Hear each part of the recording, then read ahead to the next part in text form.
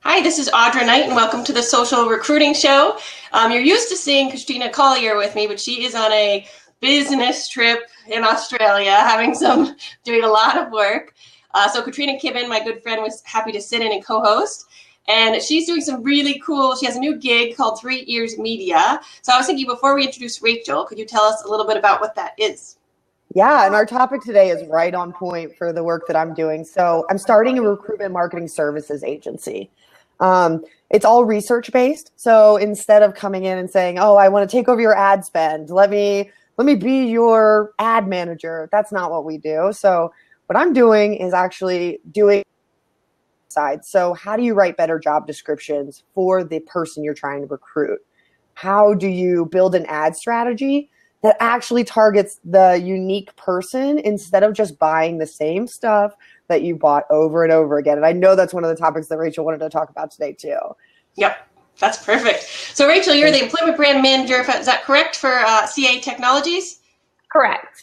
That's right. So I manage, I like to call it like our little mini employer brand agency that's in-house at CA. So we're part of a larger RPO solution from Allegis Global Solutions. We run the entire talent acquisition solution there at CA Technologies in-house. Very collaborative relationship. And we do have an entire employer brand team, not just for the Americas, but for international as well. So there's a total of 8 of us just for CA Technologies. Do you sit in recruiting or marketing or in between? We actually sit 100% in recruiting. We have excellent relationships with the corporate marketing team, corporate communications, HR, which is now people at CA Technology. So lots of strong relationships there, as well as with the business. So, it's a technology company. It's very cool that we have a really good dotted line into the CTO org as well. They're really interested in what we're doing and give us a lot of support, and ask for reporting as well. So, really synced in. We have a lot of good relationships there. Fantastic. So where do you think we start with this? It's such a big conversation. I mean, we could go back and look at 5 years ago, was it when Monster was the thing, right? And everyone was just throwing money at Monster. And not that it's not anymore, but I mean, how have things changed? It's changed a lot, and I feel like I have kind of a different line of sight into it because I wasn't ever a recruiter. I'll just go ahead and say that. So I've recruited in the way that I was a retail store manager for years for Starbucks, Charlotte Russe, different kinds of things like that. And you're really your own recruiter at the store level. So I would do things like, as a store manager at Charlotte Russe, for instance, I always knew all the assistant managers in all the other stores in the mall and kept relationships with them and would shop with them. And I knew who was great at customer service and who had the things that I wouldn't have to teach them because it's high turnover. And in my store particularly, it wasn't so much turnover. It was, my assistant managers would get promoted to be senior assistant managers and store managers at other stores in the area. So I had to constantly kind of refill that base and train the people who, were sales associates that could be assistant managers as well, within my store. And so it's funny how much so many of those principles that I had to have just to keep those seats filled all of the time. Really, whenever I got into the employer brand world and worked with recruiters, I was like, wow, this is really, that's really similar. But, there's a lot of things that I had to learn, like using things like, Monster and Career Builder and Indeed and things like that. I really didn't have a great background with that. So where my background was to go into employer brand was, social media marketing from the consumer side. So that's really where a lot of the approach that I had came from and a lot of the experimentation that I wanted to do. And I've been really, really lucky, with the people at CA Technologies are really into, experimenting. That's really a big part of what we do is saying, I don't know if this is going to work. It could fail, but if it fails, let's just fail fast. It's better to do it than to not do it. So we've been able to do a lot of things that were kind of out of the territory of what you normally do. LinkedIn licenses, Indeed job slots, Monster job slots, here's the set that you always have to use, an employer brand, and that's it. And we were able to really go outside of that and use some of the same tactics that I've used in my previous world. And it's funny, I feel so lucky because I got into social media marketing whenever that was kind of a new thing, and people were starting to say like, maybe we should have a social media department at our giant company, and then I got into, shortly after that, kind of mixed my retail management background and my social media background to do social intranet implementation. So I went to Radio Shack Corporation and did like a Jive software implementation there, and loved that, and did that for Legis Global Solutions as well for an external solution. So that kind of got me into more of the HR world. Working with people. What is the culture like? Whenever we had that social intranet, I was the go-between person for like everybody talking about what was working, what wasn't working, ideas of how to fix it, and seeing what worked and what didn't work from, the top down and from HR, and was able to kind of combine all of those experiences for employer brands. And so, because of that, I just have this really like people first and content first methodology for employer brands. So that's kind of where the job ads thing came in, is I knew from my social media background that it wasn't going to be able to be just like, hey, here's this job and it goes to a job board. Like we had to do something really new and different. And, I kind of talk about jobs a lot, like when I would talk to clients about social media, like the different types of brands. So you need likes and you need engagement for different reasons. And, I would use the Ferrari example. Like Ferrari has like something million likes. There's not a million people that own Ferraris. Like Ferrari needs to have like a certain clout about it that,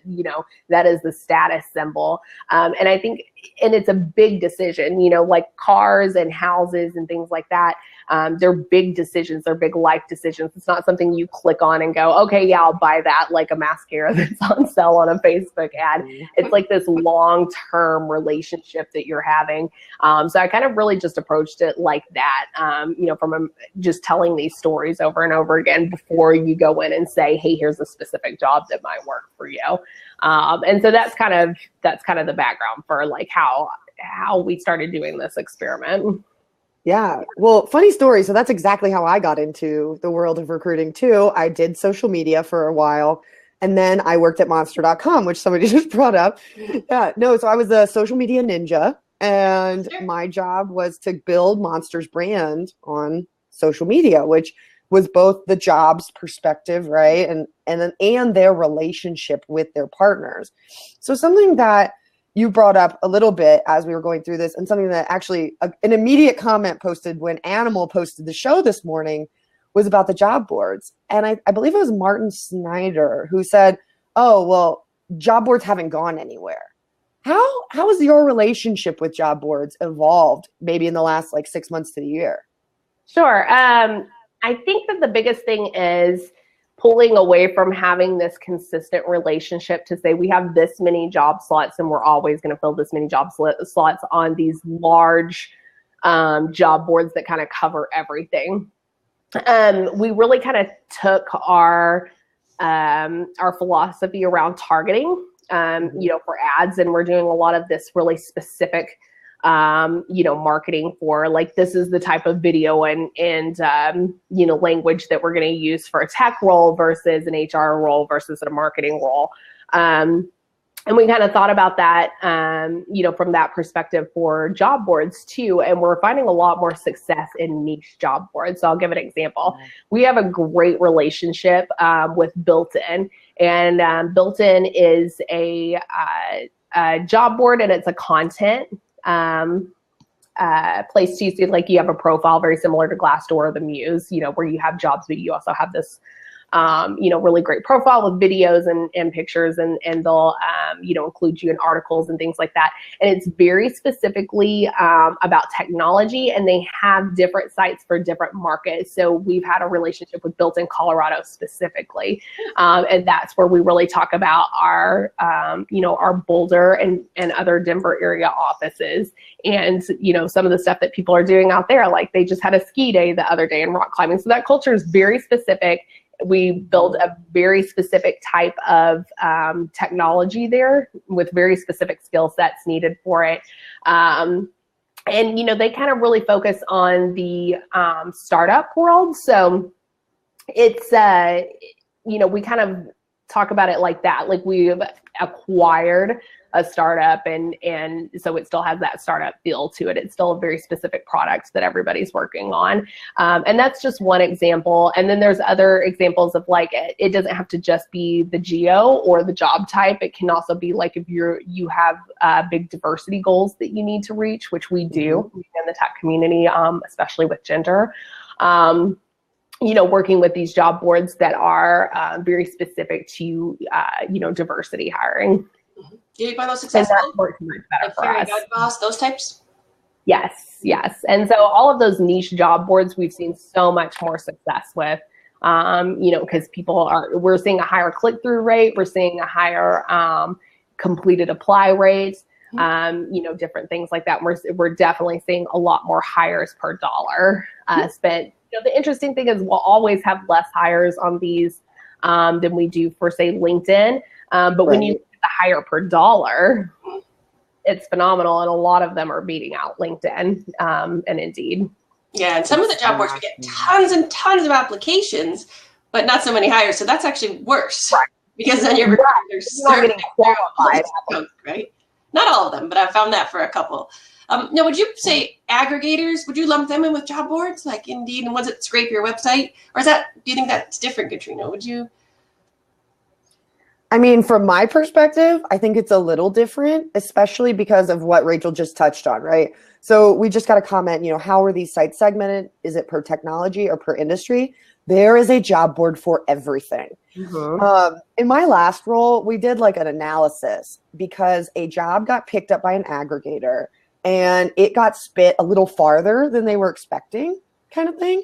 And so every single job board, we had to look at it and, kind of see if it was valid. When I say there's one for everything, there really is. And I think that, so when you go to an aggregator, you don't have that same feeling because the aggregators, the machines aren't smart enough to like only pick up the stuff that's relevant versus the niche sites. I feel like they're more engaged because they know what they're going to get. What's been your experience, Rachel? Yeah, I mean, that's pretty much it too. I feel like the more aggregated it is, the less control we have. And I've talked to a lot of our vendors about like, is there a dashboard? Can I have some control? And they're like, oh, we do that for you. And some of them do it really well. And some of them and I think it does go back again to having the experience of doing Facebook ads, and you have so much control over every little thing. And I know sometimes that can be too much. I like it. I'm a little bit of a control freak with targeting. I think that I just get a little personally frustrated about my lack of control. And a lot of it is because it gets out to the wrong job boards. And when I say wrong job boards, I mean, we're less likely to have the most qualified people for those roles on that job board. And it's very automated. You can lose control very quickly. And you just pay so much more per click and per application when you do math. Yeah. So just curious, how has Google for Jobs or the Facebook Jobs platform changed your strategy at all? Or has it? It has a little bit. So we get this question a lot, internally too. It's just kind of like, have we been looking at, Google for Jobs or, Google Jobs or whatever it is. And really it's good old fashioned search engine optimization. At the end of the day, it's learning all of the roles. This is not a separate new thing. It's not a job board. It really is just dynamic search results that really depend on having your jobs in the right place and in the right context. So that's where it is important to still have these relationships, and put up your most difficult to fill roles, for example, on things like Indeed and Monster, because those are going to be really important for scraping. But also if you have if your site is optimized for search engine optimization, you're using Google Analytics, things like that, that is going to be more likely for it to show up from your actual career site instead of going through a job board. And additionally, we're looking into having a really specific Google AdWords strategy in 2018 to kind of help supplement that, because just based on experience, not just mine, but, that of the teams as well, we've kind of talked about it, and we're pretty sure that will, help to get us into those dynamic search results a little bit more often. And doesn't Google for Jobs require different information too? Like, they prioritize. There are some great tutorials, by the way. So if anyone's looking for solid Google for Jobs 1, 2, 3 kind of data, I have one, and I can send that. I'll send that to Audra, and we can distribute accordingly. But like, for example, they add SEO prioritization to having salary on the job, and everyone was like, "Oh, I have to tell them the salary," and I'm like, "Yeah." Like, why wouldn't you? Come on. And we've noticed that for a while with tech jobs like Angel List. You cannot put a job on Angel List unless it has a salary listed. And yes, it causes this whole internal conversation about, like, is that something we, want to do? Does that, is that better to have that conversation with the best fit? Because maybe we'll go a little bit higher. There's a lot of freedom that they feel like they lose, to get the right person in those. And it's tough. I think it's great. I think that salary transparency is great, but it is going to take a lot of, everybody is very set in their ways with it, and it takes a lot of change. Definitely. Yeah. We swatched for our career site. We swapped out, Clinch helped us, so that the search was like Google search, and I don't completely understand it, but we had some trouble with it because just the keyword searches weren't working perfectly. But the more I think about it, I think it actually makes sense. Like, if we have a job called Customer Success Manager. So if you typed in success and hit search, it wouldn't come up. So people were complaining because they were like, well, it should come up. It's a keyword. But if you think about it, who works in sales is going to put in the word success to search for a job? So actually, the more I think about it, we got to relook at that because it is pretty smart. And that's kind of a job title too. Well, I missed it. Same page as usual. But I missed it. What was it, Rachel? It's a new job title too. I mean, in the grand scheme of things, it's not only 6 months old or something, but in the grand scheme of things, that's a fairly new job title. We have to be really careful with those, especially from an SEO perspective of like, I think there was one that we were talking about. It was so funny because it came up on our jobs list very recently. And then I saw somebody said in one of our recruiting groups that we're in on Facebook, somebody talked about the exact same thing. It was like penetration tester. I had never heard of this job title before. And then somebody had talked to it. They were like, how frequent have you seen penetration tester? I was like, how am I seeing this in the same day? This is so bizarre. And it's like a 6 month job title. Also, how creepy do you feel searching penetration? I thought you said it. We had a little bit of a conversation about how the SEO is going to be optimized there correctly. Right. That brings up a question actually that I got earlier this week when I was on the animal show. And I want to pose it to you too, because I was kind of like, I have my answer, but I want to hear your answers. So job descriptions have some compliance level, right? So you have to have, like, certain companies insist that you have this paragraph or this sentence. How do you work around that? So they were basically saying, like, I'm a contract recruiter. They told me I have to. And I know my job description isn't performing as well, and I'm not getting as many applies because the first, 3 minutes of their reading is all this like clearly copied and pasted junk. Yes. Mm-hmm. What do you do about that when it's like they say, oh, it's a compliance issue and you're going up against legal? You go first. Oh, go ahead. Oh, yeah. Well, for us, I'm lucky that there's not too much issues there, but I think it's always a struggle between the hiring manager and the recruiter. So they give you the job description and then you have to say and speak up and say, look, I don't think this is going to work well, but it depends on the hiring manager. Some are going to say, I don't care. This is what I want. So I think it's always going to be like a fight between them. And hopefully the recruiter can explain the reasons why it makes more sense for SEO. Maybe this title, or maybe you posted 2 jobs. One's got the title they want and one's got the title you want. And then you can see what works. What do you think, Rachel? A/B testing is a good option. I know lawyers don't really care. Like sometimes they just tell you to shut up. When you say no. We're lucky. We don't have too much of that yet. Not good. And ours is like on a huge scale. So, it's one of those things. We try to think about user experience as not just our career site, as not just a candidate experience, but as our recruiters experience too, and our hiring manager experience. Like, how easy are we making it for them to do the right thing and do the best thing, from a marketing standpoint, when they don't necessarily have a background in marketing, right? And job descriptions are marketing. I mean, it's copy at the end of the day. It is part of the, bigger picture of what we're trying to do to, advertise that job and advertise our culture. So we're working through the same problems, because on the one hand, while I would love for us to write all of the job descriptions, there's no way we can. That would be our entire job. And that is a big part of the recruitment relationship manager and the hiring manager's relationship too, as, kind of building out those job descriptions and doing those intakes, really well. So we're trying to go through a process of, modular tiles. So really hitting on the different pieces of, what is this job type? Let's have an opening paragraph that describes CA technologies in a way that is really interesting to that particular job of a person, right? And so that'll be your opening paragraph. And then what is the more kind of exactly what the job is. Let's have a paragraph already written out that describes that type of job.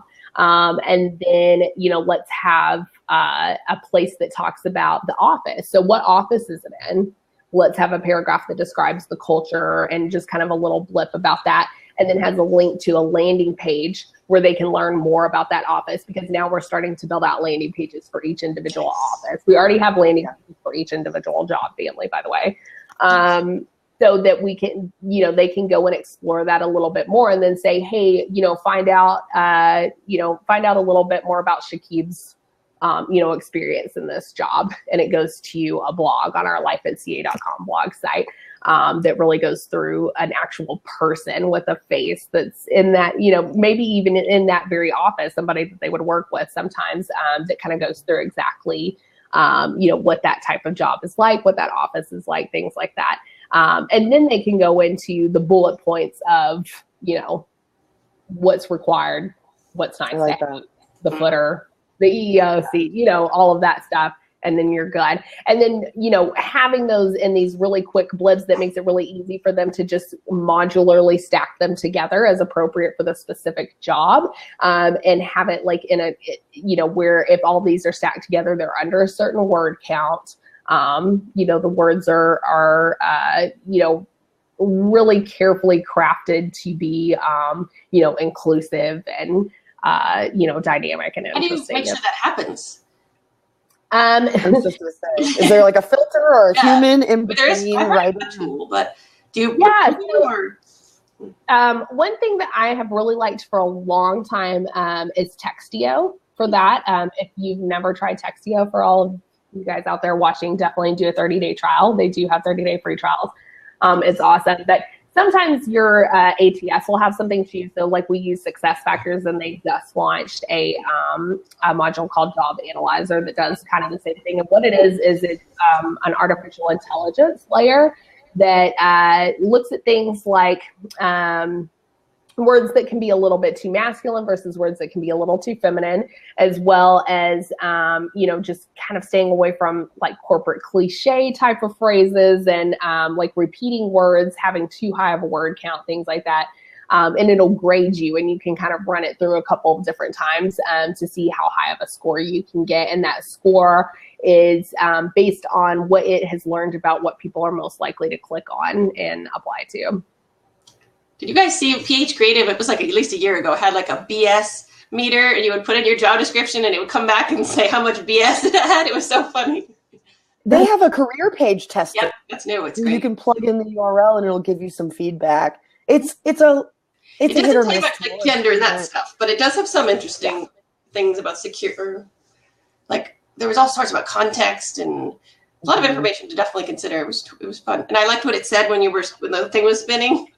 Do you remember? Yeah. It was funny. Oh, yeah. Yep. Yeah, there are some different for that. Well, I'm curious. So I'm like picking up the pieces too. So you were talking about the videos. How do you do that at scale? How do you do that at scale for all these jobs? Because right, you can't read all your jobs. So how do you create? No. We definitely don't have videos for every job. I want to make that very clear. Like that is a huge scale. Yes, we try to have ones that are at least closely associated, and this is an ongoing project. That's just we continue to build and build and build. There's a couple of different ways that we've been able to get video. So. One way is working through partnerships with some of these niche job boards that do have media solutions, because they end up being, pretty price effective. You just have to make sure whenever you utilize a third-party solution for videos. So this could be something like the Muse or like Built-in that can come into the office and do these really cool videos to make sure that your company does have the rights to the videos. Just make sure so that you can use them everywhere for your ads. We also do have a part-time graphic designer and videographer on my team. So he'll do some of the videos, especially anything that we can do in our Plano office here in Dallas, because he's here in the DFW area as well. We try to do here, and we'll get that, set up. Especially if people are flying into the office here, we'll try to use that. We'll get you into a video while you're down here. Oh, yeah. And then the third way is utilizing our corporate marketing team. So like I don't work out of our main corporate hub. Our main corporate hub is up in New York. So that's where our corporate marketing video team is. So I'll utilize them to grab people. Like anytime I'm traveling to New York anyway, I'll just double up and have some people plan to be on a video. And then, I'll find out with them, again, going back to great relationships and how important that is. I'll say like, hey, tell me when you guys are going to be in Boulder or in Santa Clara or whatever, so I can meet you out there. Like if you're doing a video anyway, for corporate and your travel's coming out of somebody else's budget, I will, we can work together to do, for an hour's budget, working together to, get video while you're there. And we just try to have, when you have branding guidelines, you can have 3, 4, 5 different people doing your videos, and, you just have guidelines for how it's shot, what kind of background should you have, what kind of lighting should you have, things like that. So it looks really copacetic. Nice. Audra, you guys use video too, don't you? Yeah, we had an intern that did some really amazing videos. I'm jealous of you have a part-time person all the time. That's very, very cool. We had fun with them, but I'd love to do more down the road with more just like hiring managers, talking about the job, and even more simple ones. We haven't gotten there yet, but hopefully that will happen. I think that's really useful. Like if I wanted to work for a company and I was interested in a job, I would love to just meet the hiring manager and just see what they're like. That would be so valuable to me. So I think maybe we'll go more towards that future, or a lot of companies will. Yeah.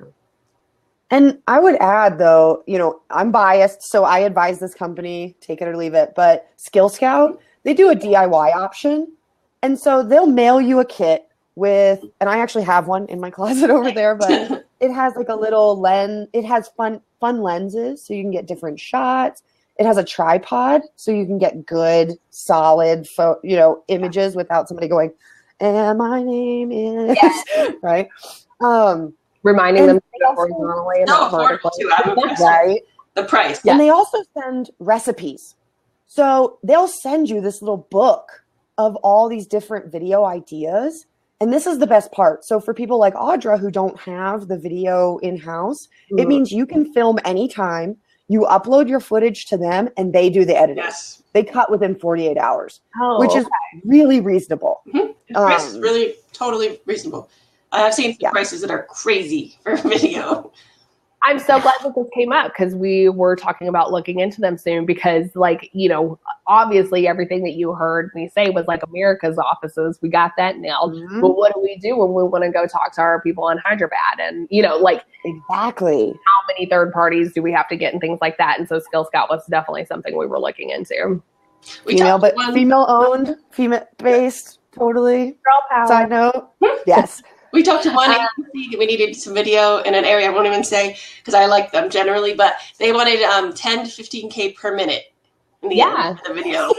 It can be really crazy. It's much more cost effective to have somebody in house, and actually that's one of the business cases that I brought up for that as well. That's awesome. I'm so jealous. That's you guys, isn't that impressive?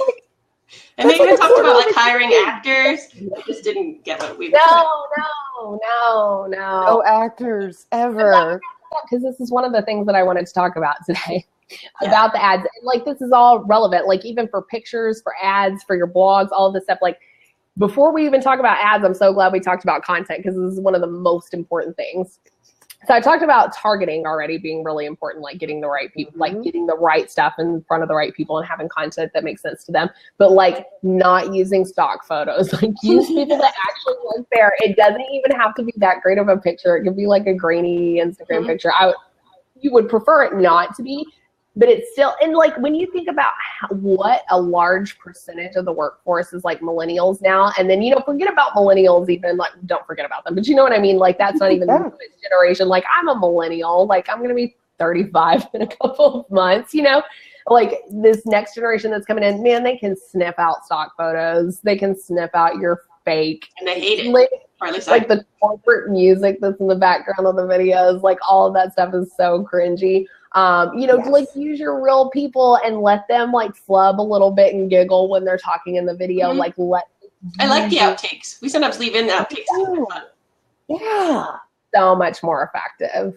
And if I there's one picture in particular that I'd really like to ban, and it's the one of all those people sitting in the white chairs against a white wall wearing suits, and it's just their legs. Oh. If you're an HR tech, if you're, you know, doing employer brand, ban the photo. If I send it to Audra, you'll recognize it instantly. Got these faces looking at real people. Exactly. Yes. Exactly. And that content is that's actually why I started my company, because I could not, two reasons. One, I couldn't find anyone who I thought, especially at the small and medium sized, you know, these big companies with big teams, they're doing incredible work. You're doing incredible work, Rachel. But small and medium-sized companies are really struggling with how to create content that supports work. Or not time. Exactly. And telling a compelling story doesn't always come naturally to a recruiter. It comes really naturally when they pick up their phone and they're talking to someone one-on-one. It doesn't come naturally when you put a keyboard in front of them. Yeah, totally agree. When they have a brief. Yeah, exactly. So how do you kind of bring that out in people? Like, how do you teach them about the value of great content and how to create it? Do you have any like prompts you give them or training? Are we talking about from a stakeholder standpoint when we're getting budget, or from like it's somebody I'm sitting in front of the camera to be on the content? So let's say a recruiter and a hiring manager are really struggling with a niche role, and they need to create that supporting content because they're just not getting the right applies. What kind of advice would you give them about the next step, assuming you probably don't have time to like stop everything you're doing and help them create content? It is tough, and we are asked to stop everything we're doing to create that content. Sometimes, depending on how important, especially if it's a revenue generating role, you know, it's kind of like we kind of do need to drop everything. Let's support them to get this, because this is a big part of, you know, running the business, is having the seat filled. To create the value, you kind of have to, it's a little bit of a catch-22 and figuring out the chicken and the egg situation, right? So you kind of have to start out before the problem hits. You have to go ahead and just work on it now. So what I mean by that is go ahead and get a video put together or get a blog put together. You know, that, and you can just ask people for pictures, like let me have a headshot of you. Let me, you know, have a couple pictures around the office, things like that. Some sort of thing where you can put together a story with a real person and how it is, you know, to work there, and just go ahead and put that out there and go ahead and put it into ads for jobs that are related to them. Have the numbers, because at the end of the day, like especially if it's a finance hiring manager, if it's a marketing hiring manager, if it's a tech hiring manager, whatever it is, they get numbers. You cannot deny the numbers. You can say like, look, this is how many clicks, this is how much interest we had, this is how many page views we had, this is how many applications we had last time we did something like this that was this specific, compared to when we just posted the job on job boards. And you'll be able to show, look, this is much more important, because what you'll get a lot of the times is like, hey, we're already shorthanded.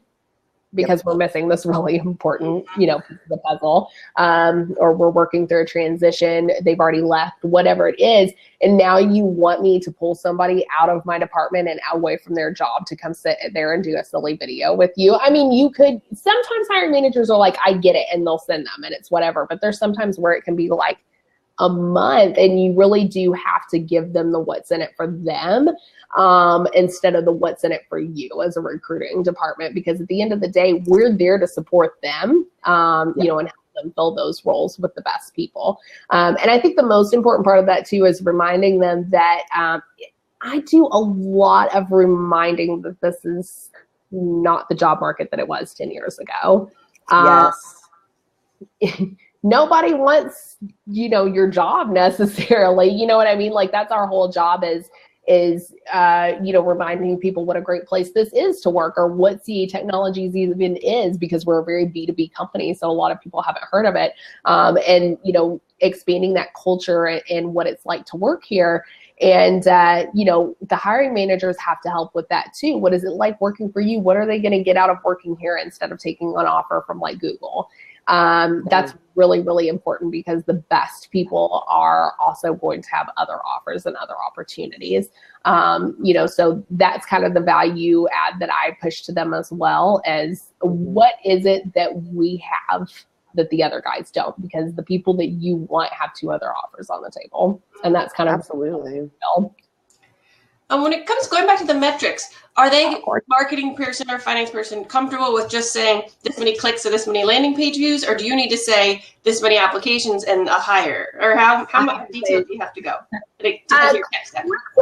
Page views are usually pretty, like, that's a good splash number, especially if it hasn't been going long enough. And I have to remind them that too. Mm-hmm. If it's anything less than 8 weeks, it's tough to track hires. You know what I mean? Like, we haven't really been doing it long enough. The cycle hasn't gone through long enough for us to even figure it out, right? Sorry. I need power. I have the power now. So we, they do get page views. So, and by the way, and this is something, against Katrina, I'm so there with you. Like, you can learn anything on YouTube, right? If you've never used Google Analytics, it's free. It's super easy to set up on your ATS. You can, grab those numbers really quick and say, like, here's how many times this specific landing page was viewed. And that's usually like pretty impressive. But you're, much to your example, like, you can't start just busting out with like, oh, the click-through rates were this and the CTA was this and all these marketing acronyms, because they're going to be like, what? And it's not going to be impressive to them at all, because they don't even know what you're talking about. Now, so for Facebook ads, I'd love to jump into that. Again, are you in the end saying just getting brand awareness from them, or are you actually being able to track applications and hires? I find that a little challenging. So it's interesting. We actually started over the past year. So 2017 was the first year that we really did this from an analytics standpoint for ourselves, saying we would have to label ads as either this is an employer brand ad or this is a job ad. And so they had different calls to action, and they for the user, and they also had different success metrics. So for employer brand ads, the success metrics are really, we had this many people view that landing page on our career site or go to that blog or whatever it was. This is how many eyeballs we had on it. And then also here's, from a correlation standpoint, how many more views we got on Glassdoor the month that we ran X campaign overall. So we can measure, okay, we've got this many views from this Facebook ad, we got this many views from this Instagram ad, we got this many views when we put it on LinkedIn. But all together, when we ran this ad, how much did that increase our Glassdoor views? And the reason we use that as an employer brand awareness metrics is because most people, when they first hear of a company that might have a culture that's interesting to them, as they're going to go look at the Glassdoor page. Yeah, but how do you correlate the views necessarily with the increase in Glassdoor? Couldn't it be something else? It could always be something else. One of the main reasons that we started using it one thing that made us very comfortable with using that is we noticed a very specific, it was always correlated when we ran a huge campaign 1 month, we always saw a huge spike in Glassdoor views. And so it was never it was never random. We never didn't know what it was from. It was always from a very specific campaign. Well, and there's two ways you can kind of balance that out too, Audra, if you're ever in that situation, right? You can look at your run rate over 3 months. So I like to do 90-day patches running up to that spot to basically you create a baseline. So you look at your average, and then you can always use that as a comparison, at least for 2 to 6 months. Then you run another one and run that out. Then also, Rachel, as you kind of build up your data year over year, you can compare year over year. That one's not as clean because you have to have your year over year lift accounted for, right? So you need a little bit of time, but then with that accounted for, you can create another annual baseline to say, we ran this last year, we ran this this year. This is how it worked out. And it's really interesting to dig into that. And that's the beauty of Google Analytics. They make it so easy to do that. And then we also use, and this is a paid solution, I believe that they have some premium stuff though, is Social Bakers. So we utilize that, and it's one of those cool like drag and drop widgets that you can make do whatever you want for different dashboards. You can have it automatically emailed to your executives or whatever it is. It does all kinds of cool stuff, but it will have all on one dashboard. It'll pull in your Google Analytics, not everything, not all those little nitty gritties that I like to have, but kind of top 5 sources. Page views, traffic. Your basics, the stuff that your executives want to see, right? Plus it'll say like, here's how much your total communities have grown. So you have in there like your Instagram, your Facebook, Twitter, LinkedIn, like all this different stuff. You can even have Pinterest in there, YouTube. So you can kind of like collect everything together and see how much your audience grew. And then another one I love is how many interactions you had per 1,000 followers. And the reason I like that is because your interactions should be growing all year. That should be an upward trend because your followers should be growing all year. So I like the interactions per 1,000 followers because it says our rate of interactions. It's a ratio instead of a flat. Right. You say, okay, our content's better. And all of this goes into, you've got to be able to measure that success before you really get into this ads management. One thing that I really like about Social Bakers, but honestly, if you're just going to start out with Facebook ads, which by the way, Facebook ads is also Instagram ads, because if you have an Instagram, you can utilize ads there too. But you're able to really quickly see which content is really working and which one isn't. It'll give you kind of alerts on it. And you can kind of see your different impressions, and you can start seeing a pattern of when those impressions start to drop and start learning things about when you need to stop at, like how long you should run ads, how well your targeting is working.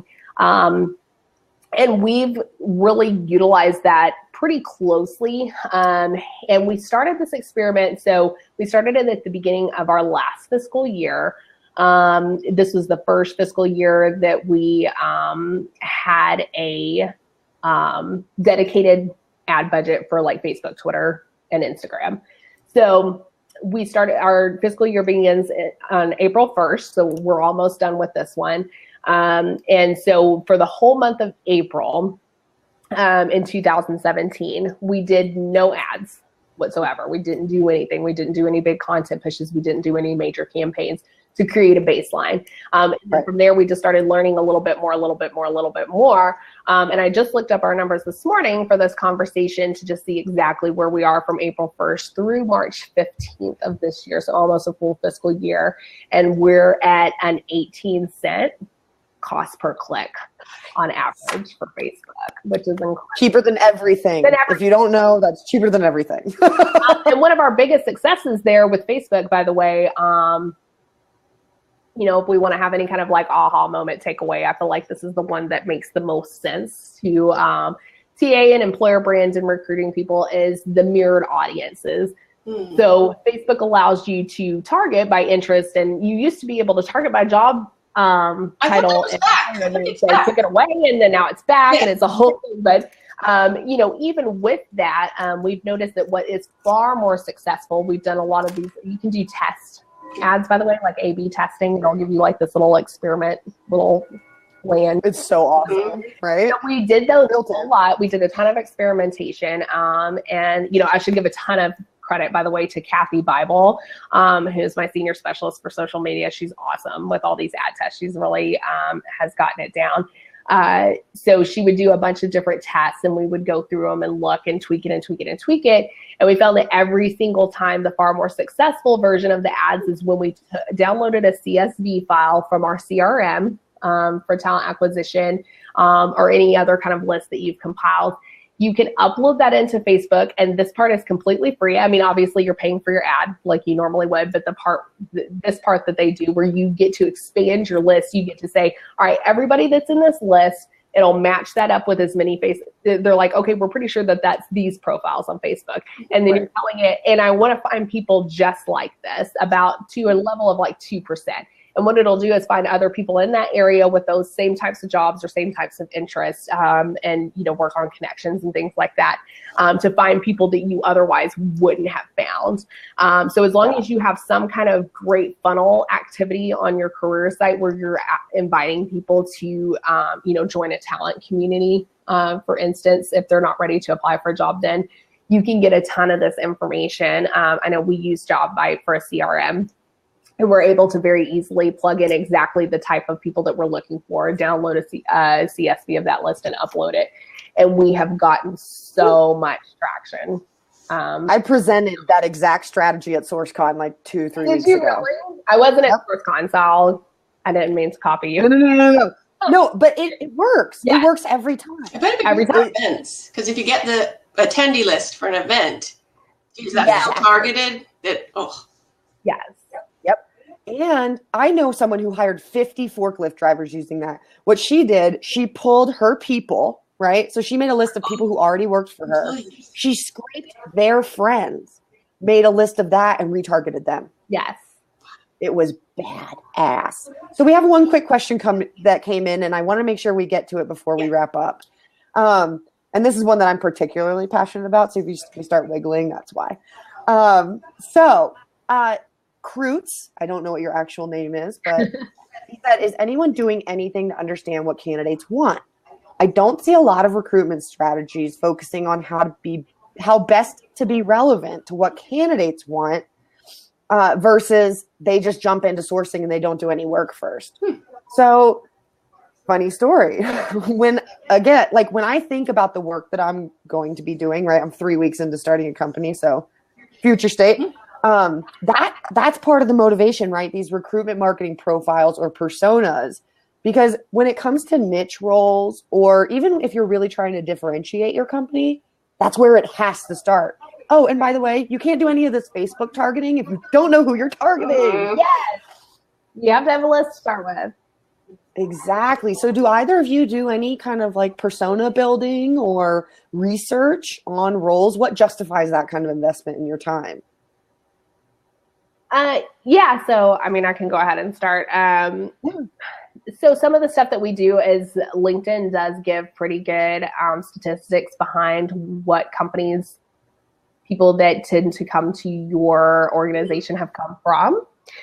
So that's one method that we've used to say, all right, let's target people from these companies, because obviously they're, pretty easily coming from these companies.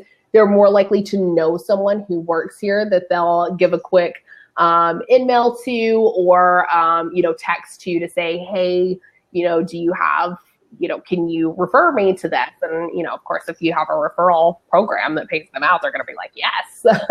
And so you're a lot more likely to build up those connections. And there's obviously some kind of synergy that's happening there, between those two companies.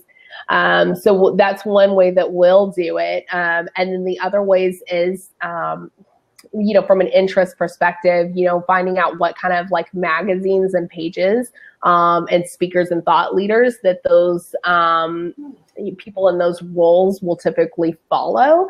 So that's especially effective on Twitter, because you can say like target people that follow these people. So like, especially for sales, I can say, target these top 5, thought leaders in sales, because that's a good way to get around the job title piece, especially if they don't put it on that particular social media profile, is you can say, well, if they follow them, they're probably in sales. Right. So that's 2 ways that you've done like, blind targeting. Do you find Twitter ads to be pretty successful? I haven't heard the best things. I haven't done them. Only for sales. For sales. I have heard that that's a place where there's a lot of salespeople, so that makes sense. Yeah. Twitter for sales for sure. Facebook's pretty good for your overall like mid-level career and up. And the reason why Facebook's so good, by the way, and I preach this a lot, is because while LinkedIn feels like it should be the better place for the job ads, what I think is happening is we're expecting people to be where we want them to be looking at jobs, but people are just where they are, to go to where their eyeballs already are. And Facebook has over 1 billion daily active users. And so that's where people already are. Let's put it there. So I'm sure a lot of people don't like to hear it, but the only daily active users on LinkedIn are recruiters themselves. Yes. Exactly. Trying to recruit, that's not really the best place to grab them. And it's expensive. I've done some LinkedIn ads that were pricey. Extremely expensive. And if you want to do these content ads, not just the job ads, like we don't even do those because it's like a $10,000 minimum buy-in. And so I feel like I have no wiggle room to like test. Whereas the only $5 in test. Right. The only way that I've made LinkedIn ads work is when I have a really niche list. So I'm talking like less than 50 people. And so I do CPMs and basically get like show the hell up for them. So for a couple of bucks, I get like thousands of impressions on those 50 people, and 1,000 across 50 people is a lot better than 1,000 across 2,000 people. Right. Yeah. And I do awareness. So I'm just like constantly in their vision. And then the following week, that's when I tell the recruiters to go follow up, because it basically makes their brain go, man, I am seeing these CA technology people everywhere. Why do I keep seeing them? And then all of a sudden a CA technology recruiter pops up and you are like 5 times more likely to respond to that because they've been on your mind constantly.